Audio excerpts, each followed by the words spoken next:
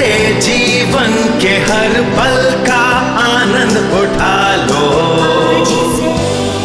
आज ही से मन की एक नई शांति पालो। समय आ गया बदलने का, समय आ गया कुछ करने का। अब उठा लो आनंद प्रतिदिन के जीवन का। आनंद लो प्रतिदिन के जीवन का में स्वागत है। आज आप हमारे साथ हैं, मुझे बहुत खुशी हुई है। यदि आप अपने जीवन का आनंद लेना चाहते हैं तो आपको आपका मन निश्चित करना है और उसे उसी दिशा में रखना है। आज मैं आपसे उसी के विषय में बताऊंगी। अपने जीवन का आनंद लेने का निर्णय ले, परमेश्वर का वचन ग्रहण करने पर आशीष मिले। यीशु ने यूहन्ना 10:10 में कहा, और बहुत से लोगों ने बाइबल में बहुत सी बातें कही, सब पवित्र आत्मा के द्वारा प्रोत्साहित हुए थे। परंतु मैं सोचती हूं कि जब यीशु ने इसे कहा तो हम थोड़ा अधिक ही सुनना चाहते हैं। यीशु ने कहा, चोर केवल चोरी करने, घात करने और नाश करने आता है, परंतु मैं इसलिए आया कि तुम जीवन पाओ और उसका आनंद लो। वो वहीं पर नहीं रुका। एम्प्लीफाइड बाइबल कहती है, और बहुतायत से पाओ, परिपूर्ण होने तक, तब तक वो उमड़ ना पड़े। इसलिए आपको काफी आनंद रखना है। केवल आप अच्छा दिन बिताएं इसलिए नहीं, परंतु इसमें कुछ दूसरों के जीवन में भी जाना जरूरी है। आपको दूसरों के जीवन में उंडेलना है। कल हमने जीवन का आनंद लेने की आवश्यकता के विषय अच्छी नींव डाली है। आज के मेरे संदेश का नाम है, आपका मन और मुंह आपके आनंद पर कैसे प्रभाव डालता है। संत पहले से ही बहुत परेशान है। आपका मन और मुंह आपके आनंद पर कैसे प्रभाव डालता है। सबसे पहले यदि जीवन में आनंद चाहते हैं तो हमें हमारा मन जीवन का आनंद देने के लिए लगाना है और उसे बनाए रखना है। कई बार मैं ये वचन कहती हूं, आज का दिन परमेश्वर ने बनाया है, मैं इसमें मगन और आनंदित रहूंगी। ये तो मेरे रोज के जीवन के क्रम की मनोदशा है। मेरे जीवन का आनंद लेने के निर्णय का ये एक भाग है। कुलुसियों 3 कहता है, अपने मन में निर्णय लें और उसे बनाए रखें। ये इन बातों को कहते हुए शुरू होता है कि हम अपना मन उन बातों पर लगने के द्वारा उसे ढूंढते हैं। इसलिए यदि आप मसीह के साथ जी उठे हैं, आपको ऊपर की बातों को ढूंढना है जहां यीशु रहता है। हमें उन बातों को ढूंढना नहीं जो संसार की या भक्तिहीन है। यदि आप अपना मन किसी बात पर अधिक समय तक लगाएं तो आप अंत में उसे प्राप्त करेंगे, चाहे वो कुछ बेकार की बात ही क्यों ना हो। आप चाहे अपना मन किसी पर भी लगाएं, यदि आप निश्चित ठान लें और आप अपनी सोच उस पर लगाएं तो आप उसके पीछे अवश्य चलने लगेंगे। भजन 23:7 कहता है, मनुष्य जैसा सोचता है वैसा वो हो जाता है। अद्भुत वचन, जो कुछ मनुष्य सोचता है वही वो प्राप्त करता है, इसलिए वे वैसे ही बन जाते हैं। हमें उस गलत सोच से पीछे छुड़ाना है जो ये कहती है कि जब मेरे पास ये समस्याएं नहीं रहेंगी तब मैं खुद आनंद मनाऊंगा, मैं तब आनंदित होऊंगा जब। मैं आपको कुछ बताना चाहती हूं और आप निराश ना हो, परंतु जिस बात के साथ में आप अब व्यवहार कर रहे हैं, जब वो चली जाएगी तो फिर कुछ और बातें उभर कर आएंगी। मैं नकारात्मक नहीं हो रही, मैं आपको बता रही हूं कि जीवन कैसा है। देखिए, हम बातों से व्यवहार करते हैं और आप जानते हैं और मैं भी जानती हूं कि किसी भी निश्चित दिन आप उठ सकते हैं और आपके साथ वो घटना होती है जिसकी आपने अपेक्षा भी नहीं की है। कई बार ये आश्चर्य में डालने वाली अच्छी घटना होती है और कई बार दुखी करने वाली बात होती है। हमें इतना परिपक्व होना है कि चाहे हमारी परिस्थितियां कुछ भी क्यों न करें, हमें एक समान ही बने रहना है और वो उन्नति देता है। मैं ये नहीं कह रही हूं कि मैं 100% तक पहुंच चुकी हूं, क्योंकि मैं निश्चय ही नहीं पहुंची हूं। हमें उस सोच से पीछे छुड़ाना है जो कहती है मैं तब आनंदित होऊंगा जब। हमें कहना चाहिए मैं अब आनंदित होऊंगा, मैं आज आनंदित हो जाऊंगा। मेरा जीवन जितना चाहता था उतना सिद्ध नहीं है, परंतु मैं आज आनंदित हो जाऊंगा। आज आनंदित होना इतना महत्वपूर्ण क्यों है? क्योंकि ये तो आनंद है। हमारे जीवन में आनंद का फल हमें इतना बल देता है कि हम परिस्थिति को सहने योग्य हो जाते हैं और विजय के दृष्टिकोण से सहने योग्य होते हैं। मसीही लोगों के लिए किसी बात में से मुश्किल से बुरी मनोदशा के साथ जाना एक बात है और उसमें से विजयी होकर जाना दूसरी बात है। इसलिए बाइबल कहती है इन सब बातों के बीच में हम जयवंत से भी बढ़कर हैं। जो संसार में है उससे भी बड़ा मुझ में वास करता है। मसीह जो मुझे बल देता है उसके द्वारा मैं सब कुछ कर सकता हूँ। तो यहाँ हमारे लिए आत्मिक प्रोत्साहन है कि चाहे कुछ भी क्यों न हो, हमें आनंद की मनोदशा बनाए रखनी है, मजबूत होना है और उसमें से विजयी होकर जाना है। इसका यह अर्थ नहीं कि हमें चोट नहीं पहुंचेगी या हम रोएंगे नहीं। इसका यह अर्थ नहीं कि वो सब बातें चुनौती वाली नहीं होंगी या हमारा दिन कभी बुरा नहीं जाएगा। वरन हम खुद पर नियंत्रण करते हैं और हम जैसा महसूस करते वैसा व्यवहार नहीं करते हैं। मैं जैसा व्यवहार करना महसूस करती थी वैसा व्यवहार करने में मैंने अपने जीवन के कई वर्ष बिताए हैं। और मैं आपको बताऊं कि इसने अच्छे परिणाम उत्पन्न नहीं किए और इसने मेरे संबंध में कोई मदद नहीं की है। प्रेरित पौलुस कहता है उसने संतोष में कैसे रहें ये सीख लिया है, चाहे वो कमी हो या बहुतायत हो। उसने किसी भी और हर एक परिस्थिति में सीखा है, चाहे मैं भरा हूं या चाहे मैं भूखा रहूं और उसके बिना काम करूं। एम्प्लीफाइड बाइबल कहती है ऐसे स्थान तक संतोष में जहां चाहे मैं कोई भी दिशा में हूं तो भी मैं परेशान नहीं रहूंगा। अद्भुत है ना? परमेश्वर का धन्यवाद कि वो कहता है उसने सीखा। वो मेरे लिए मुझे आशा देता है। मैं शायद नहीं पहुंची परंतु मैं उन्नति प्राप्त कर सकती हूं और मैं सीखते रह सकती हूं। मैं विश्वास करती हूं कि रोमियो 8 में एक कुंजी है, एक वचन है जो हमें हर परिस्थिति की ओर कौन सा व्यवहार रखना चाहिए ये सिखाता है। मैं विश्वास करती हूं कि यदि हम ऐसा सोचें, हमारे विचार सच में हमारा व्यवहार निश्चित करते हैं। दूसरे शब्दों में हमारी सोच निश्चित करती है कि हम उस परिस्थिति में कैसा व्यवहार करते हैं, जो हमारा उस परिस्थिति के प्रति व्यवहार होता है। मेरे पति बहुत ही खुश व्यक्ति हैं, उनके पास निरंतर आनंद रहता है और हमारे वैवाहिक जीवन के 37 वर्षों में मैंने अपने जीवन का जितना आनंद लिया उससे भी अधिक उन्होंने आनंद उठाया। उन्होंने क्रोध करने, निराश और परेशान होने में मुझसे कम दिन बिताए हैं। मैं सामान्यतः ऐसी हूं जो कुछ बातों के कारण परेशान हो जाती हूं और वे अपना आनंद लेते हैं और पूरे दिन का आनंद उठाते हैं। वो कहते हैं किसी विषय के बारे में यदि तुम कुछ कर सकती हो तो करो, यदि नहीं तो प्रभु पर भरोसा रखो और उसे ये करने दो। ये अच्छा लगता है परंतु उन्हें जितना समय लगता है उससे अधिक समय मुझे ये करने में लगता है। डेव वैसे क्यों? इसका एक कारण है क्योंकि हर एक परिस्थिति में मेरे पास मुझे ये पसंद नहीं होता है। हर एक परिस्थिति में वो हमेशा मुझे वचन बताते हैं।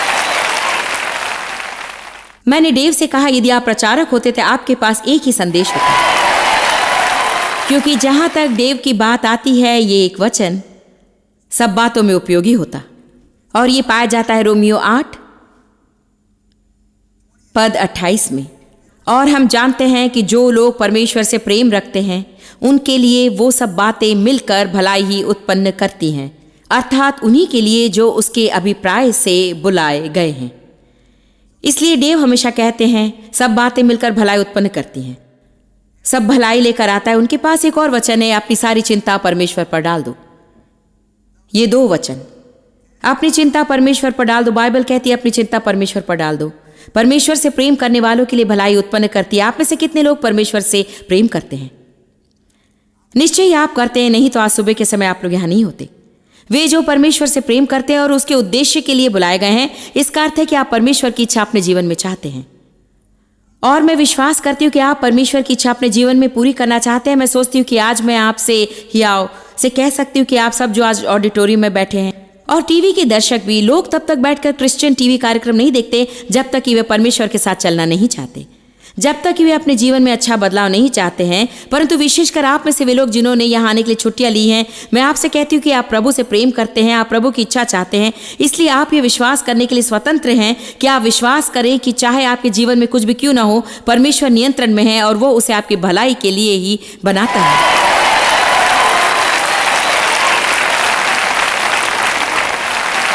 ये शायद अभी अच्छा ना हो, ये शायद अच्छा महसूस ना हो, ये शायद अच्छा दिखाई न दे, परंतु वो उसे आपकी भलाई के लिए ही बनाएगा। हमारा परमेश्वर अच्छा है जो बुरी परिस्थिति को लेकर उसे हमारे लिए भलाई की बना सकता है। आमीन।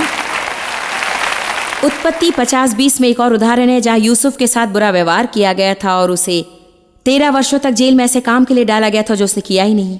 उसके भाइयों ने उसे घृणा की, उसे गड्ढे में डाला गया, गुलामी के लिए बेचा गया था। इस व्यक्ति के पास तो सबसे अधिक बुरी मनोदशा हो सकती थी और ये ऐसा भी दिखाई देता था कि यदि वो उसे करता तो वो सही कर रहा है, परंतु फिर भी परमेश्वर के वचन में कोई सबूत नहीं है कि उसने ऐसा किया, परंतु उसने अपने आसपास के लोगों से केवल प्रेम किया और उनकी मदद की थी, चाहे उन्होंने कुछ भी क्यों न किया था। इसलिए परमेश्वर ने उसे उन्नति दी। जेल में भी उसे बंदी गृह में मुखिया बनाया गया था।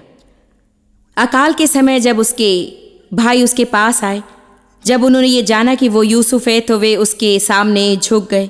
यदि आप यूसुफ की पूरी कहानी जानते, उसने वो सपना देखा था कि उसके भाई उसे दंडवत कर रहे हैं, इसलिए उन्होंने उसे गड्ढे में फेंक दिया था, क्योंकि शायद यूसुफ उन्हें ये बताने में काफ़ी बुद्धिमान नहीं था। वो तो थोड़ा जवान और अधीर था। कुछ सपने आप अपने तक ही रखें। आमीन। जैसा उसके साथ व्यवहार किया गया था, वो तो उसके व्यवहार के लिए उतना बुरा नहीं था, परंतु फिर भी जब उसके भाई उसके सामने झुक गए और वे सोच रहे थे कि वो उन्हें मार देगा और सब तरह के बुरे व्यवहार करेगा, उसने कहा, मेरे भाई, क्या मैं परमेश्वर की जगह पर हूं? तुम्हारे साथ व्यवहार करना ये मेरा काम नहीं है। तुमने जो कुछ किया वो मेरे नुकसान के लिए सोचा था, परंतु परमेश्वर ने उसे मेरी भलाई के लिए किया है। आमीन। कई बार शत्रु आकर कुछ काम करता है। कई बार प्रभु भी कई बातों को होने की अनुमति देता है, क्योंकि हमारे जीवन में ऐसी बातें हैं जिनकी ओर हम ध्यान नहीं देते और परमेश्वर अपने वचनों द्वारा हम तक पहुंचना चाहता है, परंतु हम ध्यान नहीं देते।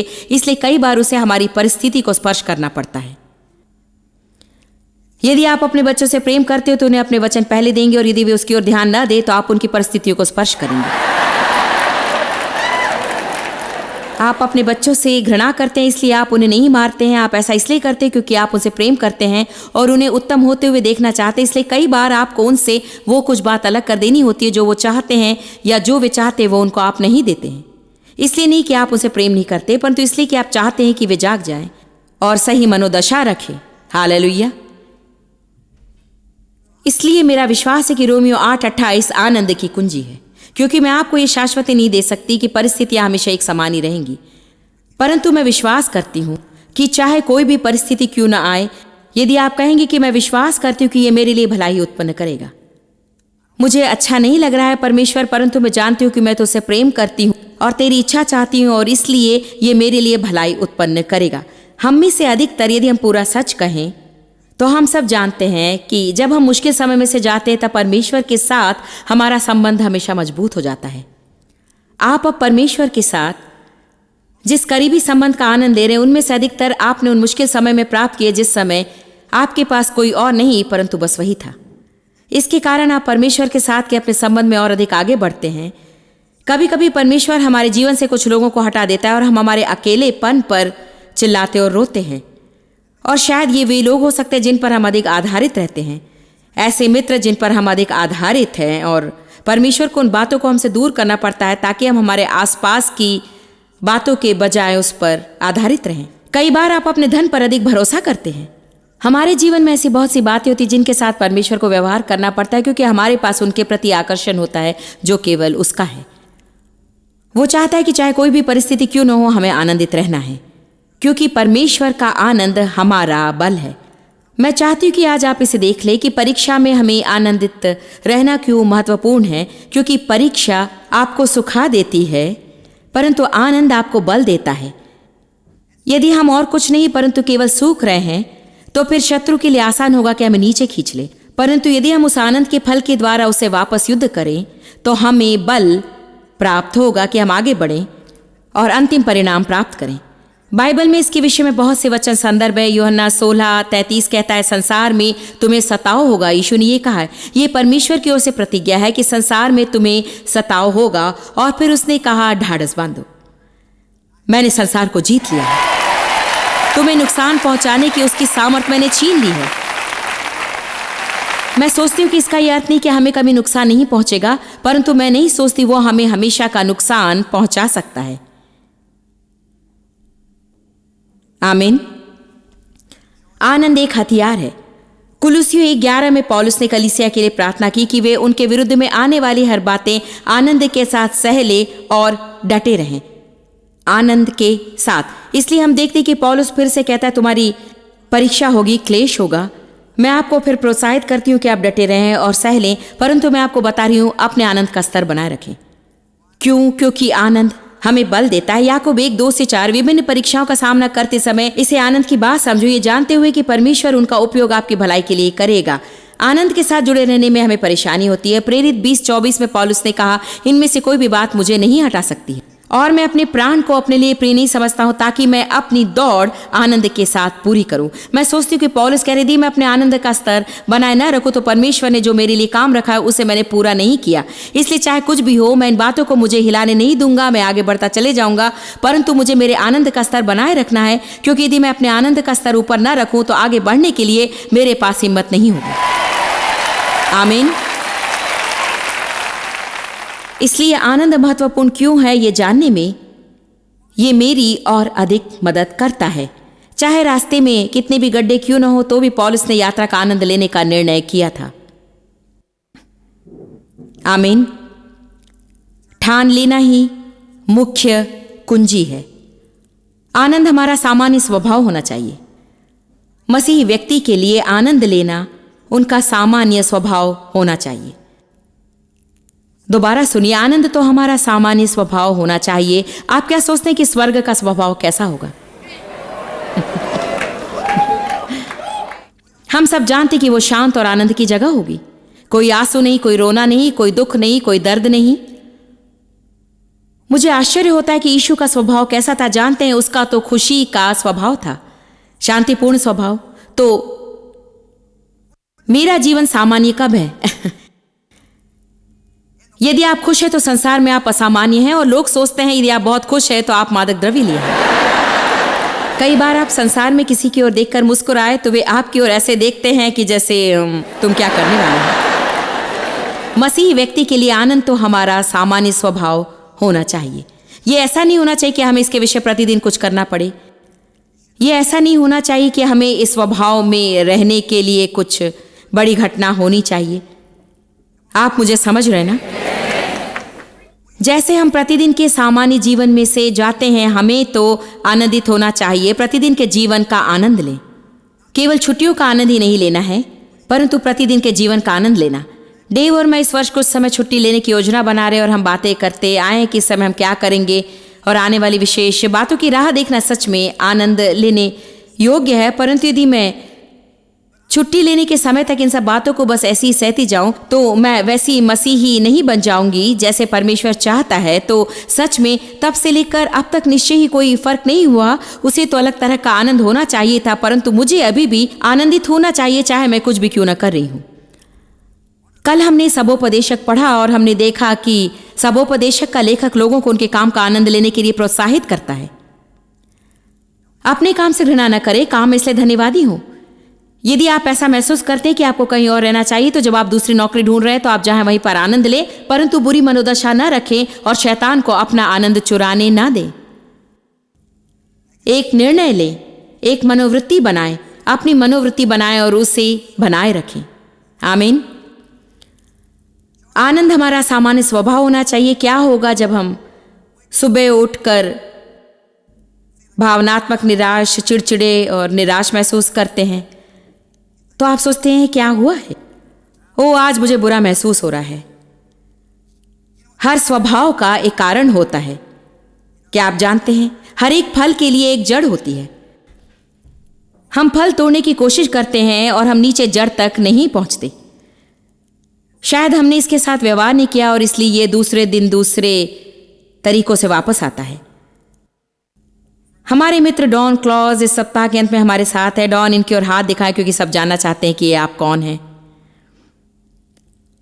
उन्होंने मुझे लगभग 1 वर्ष पहले सिद्धांत बताया जो मैं आपको बता रही हूं कि कभी कभी उनका एक दिन ऐसा भी होता है जो बस बेकार का दिन होता है और वो सोचते हैं कि मैं आखिर ऐसा क्यों। कई बार जब आप ऐसे जागते हैं, यदि आप इसकी जड़ तक ना पहुंचे तो आप सब पर दोष लगाना शुरू करते हैं।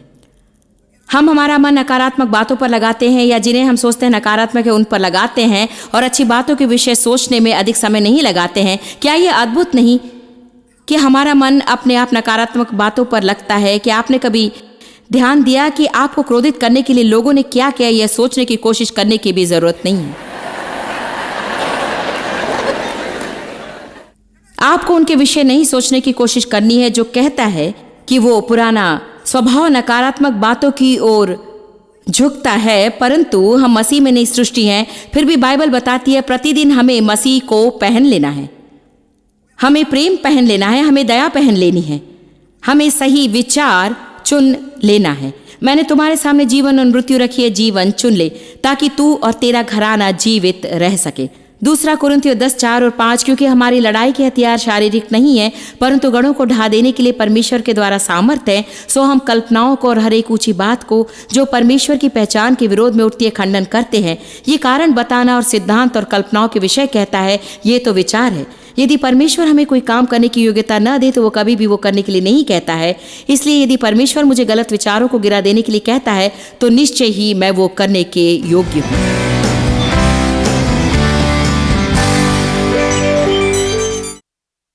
आप लोग सोच रहे होंगे मैं अपने जीवन का आनंद कैसे ले सकता हूँ। जॉयस, आप नहीं जानती कि मैं किन बातों में से गुजरा हूँ। जानते मैंने कौन सी बात समझ ली। मैं सोचती हूँ कि हर एक के जीवन में हर समय कुछ न कुछ होता रहता है। पिछले हफ्ते मेरे साथ बड़ी घटना हुई जो सच में आनंद चुराने वाली हो सकती थी और अब उन बातों से निपट लिया गया है, वे खत्म हो गई हैं और मैंने जो कभी कल्पना की थी ये उससे भी अति उत्तम हो गया है। कई बार हम जिस परिस्थिति में से जा रहे हैं उसके कारण हम अपना आनंद छोड़ देते हैं और हमें ये याद करना है कि ये भी बीत जाएगा। इसीलिए मैं आज आपको प्रोत्साहित करती हूँ, अपने जीवन का आनंद ले। ऐसे चिन्हों को घर में जगह जगह पर लगाए जो कहते हैं अपने जीवन का आनंद ले। खुद को याद दिलाएं कि प्रभु का आनंद आपका बल है। परमेश्वर आशीष दे। आप जितना जानते हैं उससे भी अधिक आप हमारे लिए जॉयस मेयर मिनिस्ट्रीज एशिया में महत्वपूर्ण है।